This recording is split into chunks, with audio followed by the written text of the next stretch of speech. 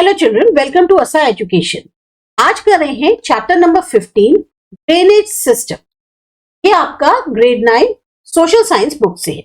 ये जो वर्ड है ड्रेनेज सिस्टम, ड्रेनेज का मतलब होता है किस तरीके से पानी को निकाला जाता है। एक निकासी की जो प्रणाली होती है उसको बोलते हैं ड्रेनेज। तो ये जो ड्रेनेज सिस्टम है इसका इस्तेमाल हम करते हैं जो हमारी नदियां बहती हैं, तो एक सिस्टमैटिक तरीका जो है उसके लिए हम इसको इस्तेमाल करते हैं। जब भी हम ऑब्जर्व करते हैं फिजियोग्राफी इंडिया की, फिजियोग्राफी का मतलब क्या हुआ, जो भी हमारे फिजिकल फीचर्स प्रेजेंट है अर्थ सरफेस पे, जब हम उनको ऑब्जर्व करते हैं तो हम ये पाते हैं कि जो भी नदी है या उसकी जो भी धाराएं हैं, चाहे कितनी भी सारी उसकी धाराएं हो, वो जो है अलग अलग डायरेक्शन से आती हैं और फिर आगे चलकर एक सिंगल नदी में मर्ज हो जाती है, मिल जाती है। फिर ये जो नदियां हैं इनका जो पानी है वो किसमें इकट्ठा होता है, आइदर या तो वो वाटर रिजर्वायर। अब वाटर रिजर्वायर का मतलब क्या हुआ कि एक बहुत बड़ा सा लेक मान लो जहां पर पानी को स्टोर किया जाता है ताकि शहर वगैरह के लिए यूज किया जा सके। या तो उसमें आके ये नदियां मिलती हैं या फिर समुद्र में या फिर आपके डेजर्ट में। तब ये कह सकते हैं कि जब कोई भी नदी इस सिस्टम के थ्रू बहती है किसी भी एरिया में, तब हम उसे रिवर बेसिन कहते हैं। कोई भी पहाड़ हो या ऊंची एरिया की जमीन हो, वो सेपरेट करती है नदी के बहाव को एक दूसरे से और उसको कहते हैं हम वाटर डिवाइडर। अब यहां पर आप देखो, तो आपको यहां 15.1 में एक इमेज दी है, स्ट्रीम ए और स्ट्रीम बी, बीच में जो है वाटर डिवाइडर है। मतलब कि जो नदी का बहाव है उसको सेपरेट करने के लिए आइदर पहाड़ जिम्मेदार होता है या नदी का जो ये जो जमीन है ये थोड़ी ऊंचाई पे होगी, थोड़ी सी उबड़ खाबड़ होगी, तो जो नदी का डायरेक्शन है उस पर असर पड़ता है, उसके बहाव पर असर पड़ता है। तो ऐसे में उसको बोलते हैं वाटर डिवाइडर। अब यहां आपको बताया गया है कि जो हमारी नदी है अमेज़न रिवर, ये सबसे बड़ा रिवर बेसिन माना जाता है पूरी दुनिया के अंदर। वर्ल्ड में सबसे बड़ा रिवर बेसिन जो है वो रिवर अमेज़न का है, जबकि इंडिया में जो सबसे बड़ा रिवर बेसिन है वो गंगा है। अब यहां देखते हैं ड्रेनेज सिस्टम इंडिया का कैसे दिया गया। जो हमारे यहाँ का ड्रेनेज सिस्टम है वो अपनी यहाँ की फिजियोग्राफी को फॉलो करता है। अभी जैसे बताया, फिजियोग्राफी का मतलब है जो भी हमारे फिजिकल फीचर्स अर्थ सरफेस पे प्रेजेंट है उनको फॉलो करता है। तो उस हिसाब से जो ड्रेनेज सिस्टम है इंडिया का, उसको हम डिवाइड करते हैं दो पार्ट्स में। एक है हिमालयन रिवर्स और एक है पेनिनसुलर रिवर। अब जो नदियां हैं इंडिया की, उनको दो जोन में जो बांटा गया है वो उनके फिजिकल फीचर्स के अकॉर्डिंग बांटा गया है। इसके कारण बहुत बड़ा डिफरेंस देखने को मिलता है हिमालयन और पेनिनसुलर रिवर्स में। पेनिनसुला पता है आपको कि 3 साइड से पानी से घिरा हुआ। हिमालयन नदी जो है उनमें जो वाटर आता है या उनके अंदर जो पानी होता है वो पूरे साल रहता है। मतलब उन नदियों का पानी कभी भी कम नहीं होता, सूखता नहीं है, हमेशा इन नदियों में पानी रहता है। इन नदियों को जिनमें पूरे साल पानी रहता है वो पेरिनियल बोलते हैं। अब ये नदियां पेरिनियल इसलिए हैं क्योंकि इनके में पानी का जो मात्रा है वो बढ़ जाती है अगर बहुत ज्यादा बारिश होती है मानसून टाइम पे, या फिर गर्मियों में जो बर्फ होती है वो पिघलती है, उसके कारण इनका जो वॉल्यूम है, इनकी जो मात्रा है पानी की, वो बहुत ज्यादा बढ़ जाती है। जो दो मेन नदियां हैं हिमालय की, सिंधु और ब्रह्मपुत्र, ये कहां से निकलती हैं? जो नॉर्दर्न पार्ट है हमारा माउंटेन सिस्टम का, वहां से ये दोनों नदियां ओरिजिनेट होती हैं। और फिर ये जो नदियां हैं ये बहुत ही डीप गॉर्जेस बनाती हैं पहाड़ों को काटते हुए। मतलब ये जब बहती हैं तो ये एक तरह से पहाड़ को चीरती हुई खूब गहरी गहरी उसमें निकलती हैं। हिमालयन नदी जो है वो एक बहुत लंबा सफर तय करती है, तब जाकर अपनी ओरिजिन से वो सी तक पहुंचती है। अगर आप यहां पर देखो तो यहां एक अलग अलग स्टेजेस दी हैं नदी की। सबसे पहले दिखाया गया है यहाँ टॉप से नदी निकल रही है जो मेन सोर्स है नदी, फिर ये बहती हुई अपर कोर्स, फिर थोड़ा सा और नीचे आई मिडल कोर्स, फिर यहां पर इसने ये मिएंडर बनाया और फिर इसके बाद ये आ गई लोअर कोर्स में। लोअर कोर्स के बाद यहां पे इसने बनाया ऑक्सबो लेक, और आगे आई लेक हो गया, और फाइनली बन गया डेल्टा। हर पार्ट का क्या मतलब है, क्या डेल्टा होता है, क्या ऑक्सबो लेक होता है, ये सब आप पहले भी पढ़ चुके होंगे, लेकिन फिर भी अगर आप चाहें तो एक बार इसके बारे में डिटेल जो है हम अभी देखते हैं, आगे बताया गया है, तो उसको एक एक करके समझते चलेंगे। अब है रिवर सिस्टम्स। यहां 15.3 में देखिए रिवर सिस्टम दिया है। पहला है डेंड्रिटिक, दूसरा है ट्रेलिस, तीसरा रेक्टेंगुलर और चौथा है रेडियल। डेंड्रिटिक में देखेंगे मेन स्ट्रीम और उसकी ट्रिब्यूटरी नदियां दिखाई गई। तो ट्रेलिस पैटर्न है, उसमें रिजेस बनी हुई है, पहाड़ों के जो बहुत ठोस पत्थर होते हैं, रॉक्स होते हैं, उनके बीच से आ रही है। रेक्टेंगुलर पैटर्न बिल्कुल फ्लैट है इस तरीके से, उसमें भी धाराएं बहती हुई चल रही हैं। और रेडियल पैटर्न है जिसमें मेन जो सेंटर पोर्शन है वो उठा हुआ है, उससे नदियां जो है अलग अलग डायरेक्शंस में बह रही हैं। 4 तरीके के रिवर सिस्टम आपको यहाँ पे दिखाए गए हैं।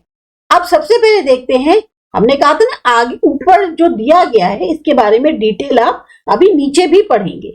तो पहला जो दिया है वो है 3 स्टेजेस रिवर सिस्टम की, कौन कौन सी हैं। एक है अपर कोर्स, मिडिल कोर्स और लोअर कोर्स।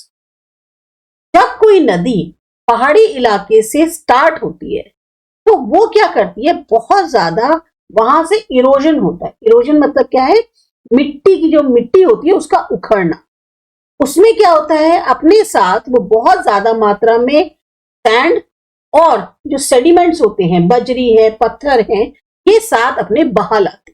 अब इसका जो बहाव है वो मिडिल में आते आते थोड़ा कम हो जाता है, या जो लोअर कोर्स में आती है, जब तक भाई ऊपर बहुत ढलान से आ रही है तो बहाव बहुत तेज होगा, धीमे धीमे वो आते आते मिडिल में कम होता है और लोअर कोर्सेज में और कम हो जाता है। यहाँ पर आपको मिएंडर्स देखने को मिलते हैं। इन्हीं मिएंडरिंग्स के कारण या जो एक बाढ़ का असर है उसके कारण एक लेक बन जाती है, जिसका शेप जो है वो हॉर्स के हूफ जैसा होता है, यानी घोड़े की नाल जैसा होता है। इसके किनारे डेल्टा जो है उसमें नदी जो है वो कई सारी धाराओं में बट जाती है।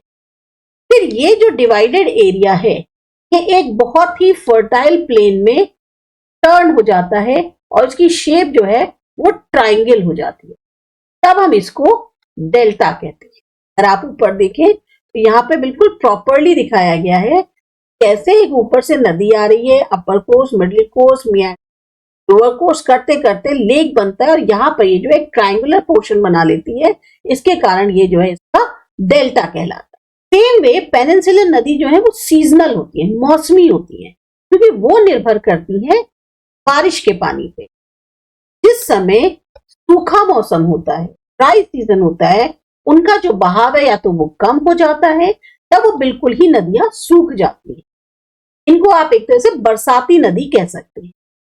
हिमालयन नदी के कारण जो और वाली हिमालय ऊपर से बह के आ रही है, उनके कारण इनकी जो अगर कंपेयर करें उनसे, इनकी जो लंबाई है वो भी कम होती है और ये बहुत ज्यादा गहरी नहीं होती। शैलो का मतलब है डीप नहीं होती। इनकी फिजियोग्राफी जो जिस तरह की है या जो पहाड़ों का ढलान है के कारण ज्यादातर जो पेनिनसुलर रिवर्स है वो वेस्टर्न घाट से ओरिजिनेट होती है, ईस्ट की तरफ बहती है और फिर बे ऑफ बंगाल में जाकर मिल जाती है। तो वेस्टर्न घाट्स जो है वो एक मेजर वाटर डिवाइड की तरह काम करते हैं पेनिनसुलर नदियों के। अब यहां देखिए आपको बताया गया पैटर्न ड्रेनेज सिस्टम। जो रिवर सिस्टम है मेन नदी का या उसकी धाराओं का, वो हम कैसे देख सकते हैं, जो हमने ऊपर पढ़ा था।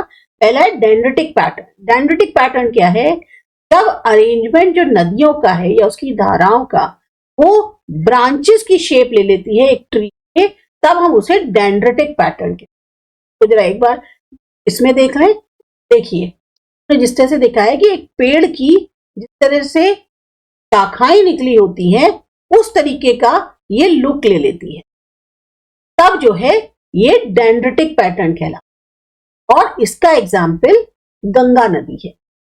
फिर आते दूसरा ट्रेलिस पैटर्न। ट्रेलिस पैटर्न क्या है? जो भी धाराएं पहाड़ी क्षेत्र से स्टार्ट हो रही हैं वो एक दूसरे से आकर मिलती हैं स्लोप के कारण, और फिर वो जो है एक नेट के जैसी शेप बना लेती है, यानी जाल जैसी। इसे कहते हैं ट्रेलिस पैटर्न। ट्रेलिस पैटर्न में फिर देखते हैं ऊपर ये दिया है, एक नेट टाइप का इनका फॉर्मेशन हो जाता है, इसलिए इसको ट्रेलिस पैटर्न कहते हैं। एग्जाम्पल के लिए बहुत सारी जो स्ट्रीम्स हिमालयन रीजन से आ रही हैं उनके लिए हम इसमें एग्जाम्पल के तौर पे ले सकते हैं। फिर आया आपका रेक्टेंगुलर पैटर्न। अब जब सारी की सारी जो मेन नदी है और उसकी धाराएं हैं वो एक दूसरे से राइट एंगल पे मिलती हैं तो वो एक रेक्टेंगुलर पैटर्न बना लेती है। ये ज्यादातर नदियां रिफ्ट वैलीज के थ्रू बहती हैं, और इस तरीके का जो भी नदी रिफ्ट वैलीज के थ्रू बहती है इस तरीके का रिवर सिस्टम बनाती है। इसमें एग्जाम्पल के तौर पे आया नर्मदा। देखिए यहाँ पर ज्यादातर जो नदियां हैं वो राइट एंगल पे एक दूसरे से मिल रही हैं, प्लेन है बिल्कुल, इसलिए ये जो है कहलाती है रेक्टेंगुलर पैटर्न, और इसका एग्जाम्पल नर्मदा है। फिर आता है रेडियल पैटर्न। जब स्ट्रीम्स जो हैं सारे डायरेक्शंस में माउंटेन से बहती हैं तो इस तरीके के रिवर सिस्टम को कहते हैं रेडियल पैटर्न। सौराष्ट्र की जो नदियां हैं वो इसका एग्जाम्पल है। भाई जैसे लावा वॉल्केनो जब फटता है तो उसका जो लावा बहता है वो सारी तरफ बहता है। सेम वे अगर नदी जो है वो निकल रही है सेंटर पॉइंट से तो वो हर डायरेक्शन में बह रही है, तो ये जो डायरेक्शन में बहती है इसको बोलते हैं रेडियल पैटर्न। ये चारों पैटर्न्स आपको आई होप क्लियर हो गए होंगे। अब आते हैं, यहाँ पर आपका मैप दिया हुआ है जिसमें मेजर रिवर्स और लेक्स के बारे में आपके बताया गया है। अब सबसे पहले बात करेंगे हिमालयन रिवर्स। सबसे ज्यादा जो मेजर रिवर्स कही जाती हैं जो ओरिजिनेट हो रही हैं हिमालयाज में, उसमें आती है सिंधु, गंगा और ब्रह्मपुत्र। ये रिवर्स जो है बहुत लंबी है और इनमें कई सारी धाराएं आकर मिलती हैं। जब कोई बहुत बड़ी सी नदी और उसकी जो ट्रिब्यूटरीज हैं यानी धाराएं मिलती हैं तो वो एक पैटर्न फॉर्म कर लेती है जिसे हम कहते हैं सिस्टम। बहुत ही क्लियर वर्ड्स में समझाया गया है कि जो भी नदी लंबी होती है, बहुत बड़ी नदी होती है, जब उसमें धाराएं आकर मिलती हैं तो वो एक पैटर्न, एक तरीका बना लेती है, उसे कहते हैं हम सिस्टम। हिमालयन उसमें सिंधु, गंगा और ब्रह्मपुत्र मेजर नदी है जो कि ओरिजिनेट हो रही है। ये बहुत बड़ी नदी है और बहुत सारी धाराएं इनमें आकर मिलती है। सबसे पहले बात करते हैं सिंधु यानी इंडस रिवर सिस्टम की। जो सिंधु नदी है ये मानसरोवर के पास जो तिब्बत में वहां से निकलती है। सबसे पहले ये वेस्ट की तरफ बहती है, फिर ये अपना डायरेक्शन टर्न करके नॉर्थ वेस्ट की तरफ बहने लगती है। के बाद इसकी एंट्री होती है लेह डिस्ट्रिक्ट में जो कि लद्दाख यूनियन टेरिटरी में आता है। यहाँ पर इसने बहुत सारे गॉर्जेस बनाए हैं जिन तक आदमी पहुंच भी नहीं सकता। रिवर्स जैसे जास्कर, नुब्रा, शायोक और हुंजा ये आकर इनसे मिलती है। सतलज, बियास, रवि और झेलम इसकी मेन ट्रिब्यूटरीज हैं। ये जो 5 नदियां हैं सिंधु नदी से जो मिलती हैं मिठानकोट पाकिस्तान के अंदर, फिर कंबाइन होके ये सारी नदियां साउथ की तरफ बहती हैं और जाकर अरेबियन सी में मिलती। अब इन नदियों की जो बहाव है वो कम हो जाता है जब वो प्लेन्स में आती है। लगभग 1/3 जो बेसिन है इसका वो पहाड़ी जो इलाका है जम्मू कश्मीर का वहां पर गिरती है। अगर आप इसको याद करना चाहते हैं तो इसका सबसे बेस्ट ऑप्शन है कि आप इसका एक फ्लो चार्ट बनाइए कि जो सिंधु नदी है वो कहां से निकल रही है। सबसे पहले मानसरोवर से, तिब्बत में जो है वहां से निकलती है। फिर इसके बाद वो कहां बहती है, पहले जाती है वेस्ट की तरफ, फिर इसके बाद वो टर्न कर जाती है नॉर्थ वेस्ट की तरफ। ऐसे करके अगर आप इसको याद करेंगे तो आपको जो याद करने में बहुत ज्यादा इजी होगी कौन कौन सी नदियां हैं, कौन कौन सी इससे मिलती हैं। कोई भी चैप्टर को अगर याद करना है खासतौर से ज्योग्राफी में तो उसका एक फ्लो चार्ट बनाइए और तब याद कीजिए, क्योंकि ऐसे अगर याद करेंगे तो बहुत ज्यादा पैराग्राफ्स दिखते हैं और कंफ्यूज होते हैं। फिर आगे बढ़ते हैं। अब यहां दिया है कि जो रिवर सिंधु है वो 2900 किलोमीटर लंबी है। 1960 में एक ट्रीटी यानी संधि साइन की गई थी पाकिस्तान के साथ। पानी जो डिस्ट्रीब्यूशन होता है सिंधु नदी का, उससे संबंधित एक संधि साइन करी गई। इसके हिसाब से इंडिया सिर्फ 20% जो है सिंधु नदी का पानी यूज कर सकता है। जो सिंचाई है, इरिगेशन यानी सिंचाई, ये पॉसिबल हुई है पंजाब, हरियाणा, ये जो साउथ वेस्ट पार्ट्स है राजस्थान के, सिर्फ इसी जो नदी है सतलज, रवि और ब्यास, इनके पानी को हार्नेस करके, मतलब हमने इसके पानी को यूज किया है, कंट्रोल किया है, इतना जो 20% हमें मिल रहा है उसी से ही ये सिंचाई पॉसिबल हो पाई। ये तो था सिंधु रिवर सिस्टम। अब आते हैं गंगा रिवर सिस्टम। जो भागीरथी और अलकनंदा नदी है, ये गंगोत्री से निकलती है हिमालय। फाइनली ये दोनों नदियां आकर देवप्रयाग उत्तराखंड में मिल जाती हैं, ये आती हैं और ऐसे फिर चलने लगती है। गंगा जो है वो पहाड़ी इलाका छोड़कर प्लेन में एंटर कर जाती है, जहां हरिद्वार। बहुत सारी हिमालय नदी गंगा में आकर मिलती है। इसमें है घाघरा, गंडक और कोसी, जो कि मुख्य नदियां हैं। यमुना निकलती है यमुनोत्री से, हिमालयाज में से। फिर ये जो है गंगा के राइट साइड बहती है और इलाहाबाद में आकर गंगा से मिल जाती है। जो सोर्स है घाघरा, गंडक और कोसी का, ये है आपका नेपाल में। यहाँ जो नॉर्दर्न प्लेन्स हैं वहां बहुत ज्यादा बाढ़ आती है हर साल। जानो माल का नुकसान कुछ एरिया में बहुत ज्यादा होता है। तब भी इंडिया जो है अपनी प्रॉस्पेरिटी यानी जो संपन्नता है एग्रीकल्चर में हासिल कर पाई है इन्हीं फर्टाइल प्लेन्स के कारण, जो कि इन नदियों से बनते हैं। कुछ नदियां हैं चंबल, बेतवा, ये सब होती है पेनिनसुलर प्लेट्यू से और यमुना में आकर मिलती है। सोन नदी जो है ये मिलती है गंगा से। ये जो रिवर्स हैं ये सेमी एरिड एरिया से ओरिजिनेट होती है। सेमी एरिड मतलब जहां बारिश कम होती है और इनकी जो लेंथ है बहाव की वो कम है, पानी भी जो है वो कम मात्रा। कंबाइंड फ्लो जो इन नदियों का है नॉर्थ और साउथ का, ये फिर डिवाइड हो जाता है डाउन स्ट्रीम दो ब्रांचेस। एक ब्रांच एंटर कर जाती है बांग्लादेश और तब इसको बोलते हैं पद्मा। दूसरी ब्रांच जो है उसको बोलते हैं भागीरथी, हुगली, जो कि वेस्ट बंगाल में है। फाइनली ये दोनों ब्रांचेस कहां आके मिलती हैं? बे ऑफ बंगाल में।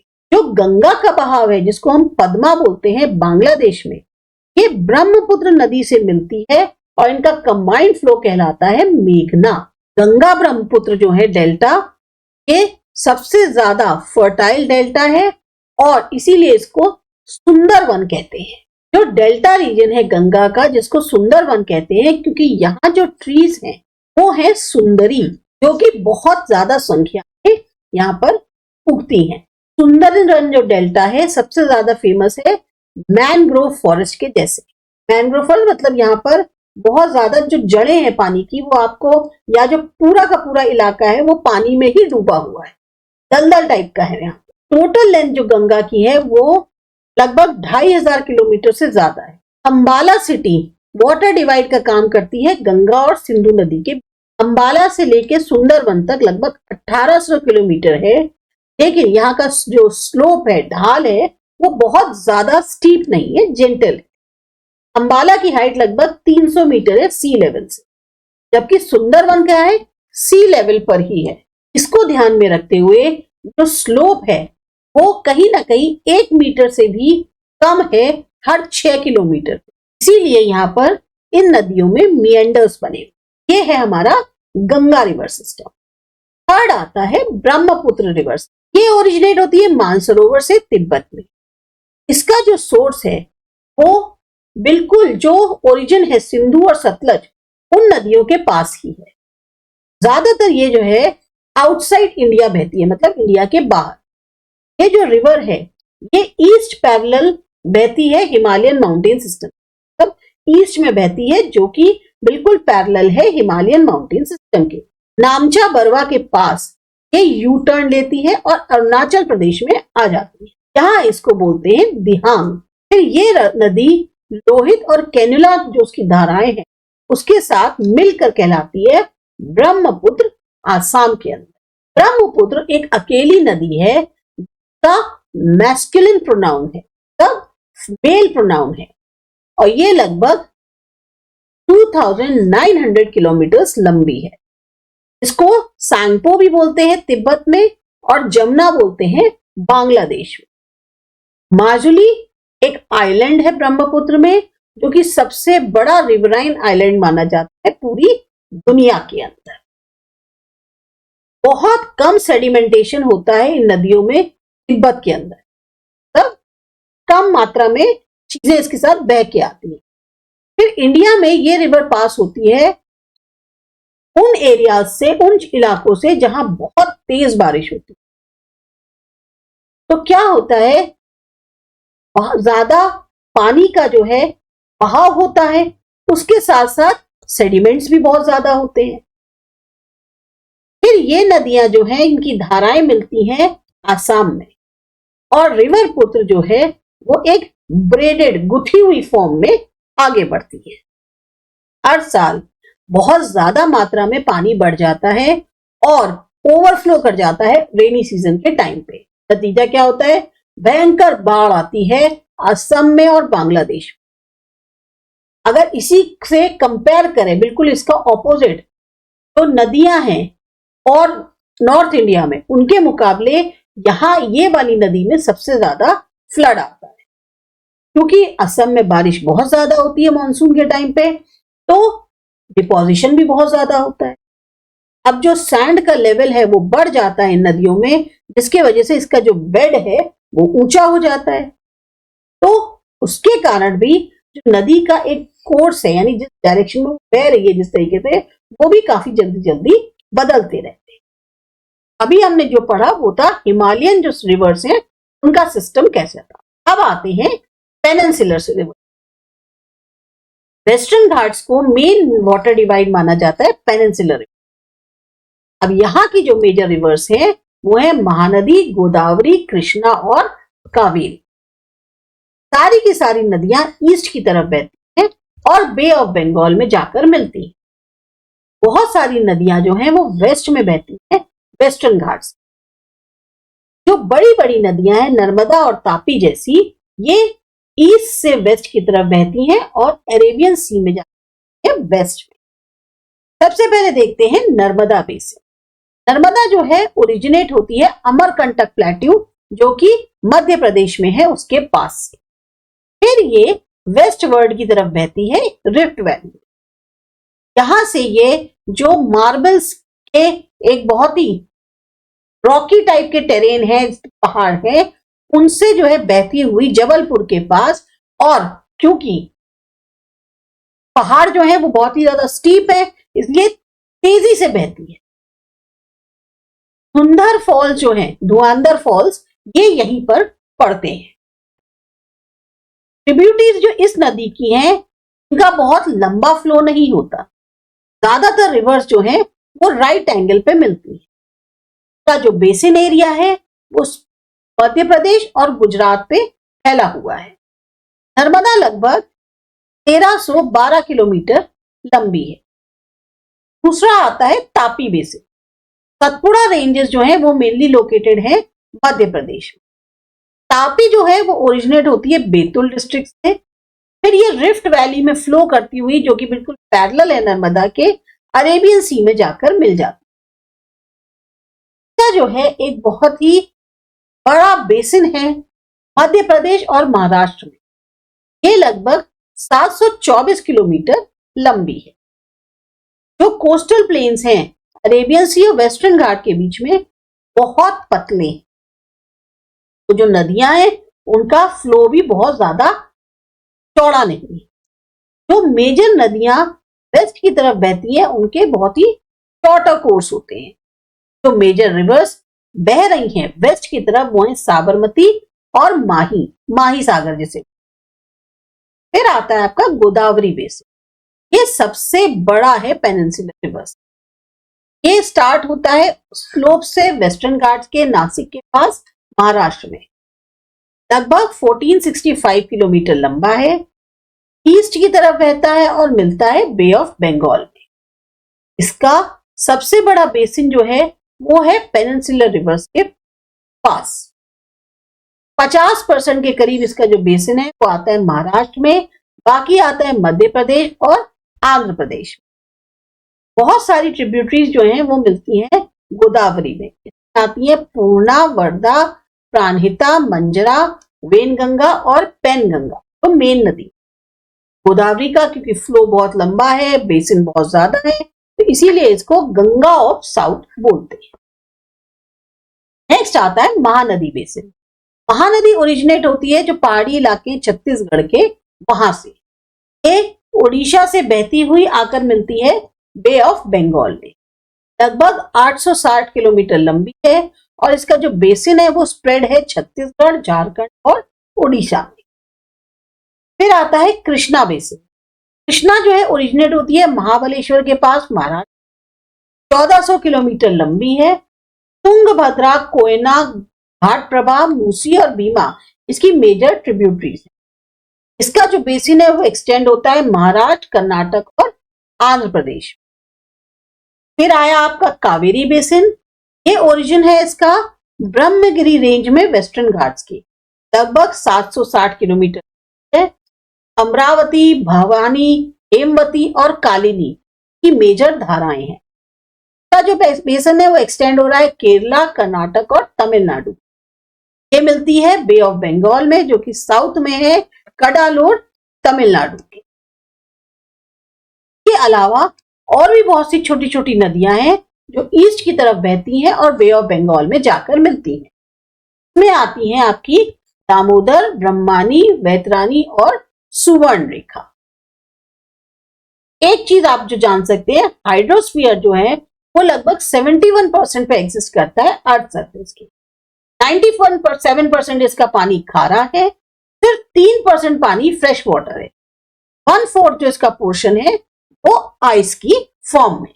अब हमारा आता है लेक्स। बहुत सारे लेक्स हैं इंडिया के अंदर, फ्रेश वाटर लेक्स हैं जो कि आपको ज्यादा से ज्यादा मिलेंगे हिमालयन रीजन में। इन लेक्स में जो है पानी होता है टाइम पे बारिश होती है। हिमालयन रीजन के अंदर जो लेक्स हैं वो बनते हैं ग्लेशियर्स से, यानी जहां बर्फ जमी हुई होती है। कुछ लेक्स बनते हैं हवा के कारण, नदी के कारण, या फिर हम इंसानी जो एक्टिविटीज करते हैं उनके कारण खुद बनाते हैं। नदियों में बहुत सारे जिनमें मिएंडर्स होते हैं, ऑक्सबो लेक्स होते हैं, ये सब बन जाते हैं। सी टाइड्स लेगून लेक्स बनाती हैं। चिल्का, कोलेरू और पुलिकैट ये एग्जाम्पल है इन लेक्स। जो राजस्थान में सांभर लेक है, ये एक तरह से खारा लेक है। सलाइन मीन जिसमें पानी में नमक है और इसी से इसमें नमक निकलता है। हिमालय में बहुत सारे फ्रेश वाटर लेक हैं जो कि ग्लेशियल एक्शन यानी जो बर्फ होती है उसके कारण बनते हैं। जो पानी है वो गड्ढों में यानी डिप्रेशन जो बनते हैं उसमें जमा हो जाता है और उसके कारण धीरे धीरे वहां लेक बन जाता है। ये जो लेक्स हैं ये बहुत ही सुंदर होते हैं और ये बनते हैं कारण जब बर्फ पिघलती है। वुलर लेक कश्मीर में है, इसका टेक्टोनिक ओरिजिन कहते हैं। बाकी जो फ्रेश वाटर लेक्स हैं इस एरिया के वो है डल, भीमताल, लोकताल और बड़ा पानी। अब इन लेक्स की इंपॉर्टेंस क्या है? लेक्स जो है पानी उनके अंदर जो होता है फ्रेश वाटर वाला, वो लोगों के लिए बहुत तरीकों से काम आता है। कुछ नदियां ही इन लेक से ओरिजिनेट हो जाती हैं। अब ऐसे इलाके जहां पर ज्यादा बारिश होती है, ज्यादा पानी जो है इन लेक्स में इकट्ठा हो जाता है। फिर ये जो इकट्ठा हुआ पानी है इसको इस्तेमाल कर सकते हैं इरिगेशन के लिए या और पर्पजेस के लिए। जिस टाइम पे सूखा पड़ता है उस टाइम पर भी ये पानी जो हम लोगों ने इकट्ठा किया है वो काम आता है। रिजर्वायर और लेक्स जो हैं जनरली डैम के कारण बन जाते हैं और ये हाइडल पावर जनरेट करने के लिए यानी बिजली बनाने के लिए बहुत काम आते हैं। कुछ लेक्स हैं वो नेचुरल ब्यूटी बढ़ाते हैं। ऐसे लेक्स जो हैं वो टूरिस्ट स्पॉट्स की तरह डेवलप हो जाते हैं। इसके अलावा लेक्स की इंपॉर्टेंस फिशरी मछली पालन के लिए और टूरिस्ट रिजॉर्ट्स के लिए भी बहुत होती है। अब देखते हैं नदियों की इकोनॉमिक इंपॉर्टेंस क्या है, यानी आर्थिक तौर पे हमारे लिए नदियां कैसे फायदेमंद है। रिवर्स जो है वो बहुत इंपॉर्टेंट रही है हमारे मानव इतिहास। पहली बात, नेचुरल रिसोर्स है पानी का, इसलिए बहुत इंपॉर्टेंट मानी जाती है कई सारी ह्यूमन एक्टिविटीज। बेसिक जरूरत जो है पानी की उसको पूरा करती हैं। एग्रीकल्चर हो, इंडस्ट्रीज हो, ये सब डेवलप किसके कारण हुई है? नदियों के कारण। जो पुराने जमाने के सिविलाइजेशंस थे वो जो है इन्हीं नदियों के अलोंग फ्लरिश करें, फले फूले। मेजर सिटीज जो है वो सब बड़ी बड़ी नदियों के किनारे जो होते हैं वहां डेवलप हुई। दिल्ली, कोलकाता, अहमदाबाद, बरोच, सूरत। तो रिवर जो है वो एग्रेरियन यानी जो खेती बाड़ी वाली कंट्री होती है उसका आधार माना जाता है, जैसे स्पेशली हमारा इंडिया आता है। इसके अलावा रिवर वाटर को इस्तेमाल करते हैं पीने के पानी के लिए, सिंचाई के लिए, बिजली बनाने के लिए, या फिर नेविगेशन जो समुद्र में चलते हैं या नदियों में जो बोट्स वगैरह चलती हैं सामान ले जाने के लिए और चीजों के लिए भी इस्तेमाल करते हैं। पर अब हमारे यहाँ जो सबसे बड़ी समस्या है वो क्या है? पॉल्यूशन। पॉल्यूशन जो नदी का है, ज्यादातर नदियों का पानी घर की यानी होमली डोमेस्टिक एक्टिविटीज या जो स्टेट में हम अपने उसके लिए करते हैं, एग्रीकल्चर के लिए यूज होता है या इंडस्ट्रियल प्रोडक्शन। हम जानते हैं कि जो नदी है उनको लोक माता माने, लोक माता यानी बहुत ही पवित्र है। तब भी हम उसके अंदर जो हमारे इंडस्ट्रीज का वेस्ट होता है उनको बहा देते हैं। सीवेज का पानी उसको भी नदी में डाल देते हैं शहरों के। इसके अलावा सॉलिड वेस्ट नदी में चला जाता है। नतीजा क्या होगा? ऑब्वियस सी बात है, नदी जो है वो पॉल्यूट हो जाएगी, प्रदूषित हो जाएगी। अब वाटर पॉल्यूशन जो है वो बढ़ता जा रहा है इसी इंडस्ट्रियलाइजेशन और अर्बनाइजेशन यानी शहरी लोगों के। पॉल्यूशन जो नदी का है पानी का, वो हमारी एक कहना चाहिए राष्ट्रीय समस्या बन गई। गवर्नमेंट कोशिश करे जा रही है रिवर पॉल्यूशन को बचाने की, भाई ये कम से कम नदियों का पानी गंदा हो। ऐसे में लोगों की भी जो है एक पार्टिसिपेशन बहुत ज्यादा जरूरी है। गवर्नमेंट तो कोशिश कर ही रही है, पर अब गवर्नमेंट जो है मशीन लगा दे, सफाई करवा दे, पर हम इंसान जो है वो फिर भी जाके कूड़ा उसी के अंदर फेंक के आए, तो ये गलती हमारी है। ऐसे में हमें भी उतना ही एफर्ट करना चाहिए कि भाई हम भी नदी का पानी कम से कम गंदा करें। क्या स्टेप्स उठाए जा रहे हैं वाटर पॉल्यूशन को कंट्रोल करने के? पहली बात, वाटर पॉल्यूशन के लिए जो है उनके लिए जो नियम कायदे बनाए गए उन्हें बहुत स्ट्रिक्टली लागू करना चाहिए। वाटर के प्यूरिफिकेशन के प्रोजेक्ट्स जो हैं वो लागू करने चाहिए नेशनल रिवर कंजर्वेशन प्रोजेक्ट के माध्यम से। स्ट्रिक्ट रूल्स बनाए जाएं कि इंडस्ट्रियल यूनिट्स जो हैं वो अपना इंडस्ट्रियल जो वेस्ट है वो नदियों में नहीं बहाएंगे। इंडस्ट्रियल यूनिट्स जो हैं वो फिल्टर करें पहले हार्मफुल कंटेंट्स अपने जो केमिकल एफ्लुएंट्स है उनसे, और फिर उसके बाद जो है उनको नदी में पानी छोड़। अगर नदी का पानी साफ रखना है तो हर सिटीजन को देखना होगा कि वो अपना जो डोमेस्टिक वेस्ट है वो मिक्स ना करके नदी में। National reserve river conservation project NRCP को इंट्रोड्यूस किया गया था सेकेंड स्टेज पर जब गंगा रिवर प्यूरिफिकेशन का काम चल रहा। ये है आपका चैप्टर नंबर 15। आपको अच्छा लगा, समझ में आया? सब्सक्राइब करिए ASA एजुकेशन।